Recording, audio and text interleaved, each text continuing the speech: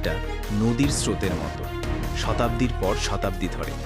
এর মূলে ছিল একটাই বিশ্বাস, মৃত্যু জীবনের শেষ নয়, বরং এক নতুন অনন্ত যাত্রার শুরু।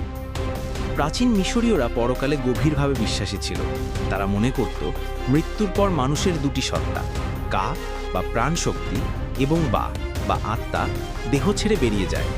কিন্তু পরকালের জীবন উপভোগ করার জন্য এই কা এবং বাকে আবার ফিরে আসতে হবে তাদের চেনা দেহে। তাই দেহকে যে কোনো মূল্যে অক্ষত রাখা ছিল অপরিহার্য। এখান থেকেই জন্ম নেয় মমিকরণের জটিল এবং আশ্চর্য প্রথা।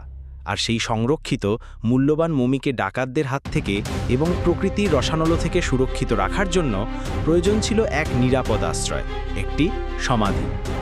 একেবারে শুরুতে অর্থাৎ মিশরের প্রথম রাজবংশের সময় ফারাও এবং অভিজাতদের সমাধি ছিল খুবই সাধারণ। কাদামাটির ইট দিয়ে বানানো, মাটির নিচে একটি বা দুটি ঘর এবং ওপরে একটি আয়তক্ষেত্রাকার সমতল ছাদের প্ল্যাটফর্ম। আরবের মাটির বেঞ্চের মতো দেখতে হওয়ায় এগুলোকে বলা হতো মাস্তাবা। মাটির নিচের কক্ষে মমি এবং তার ব্যবহারের জিনিসপত্র রাখা হতো, আর উপরের চ্যাপেলে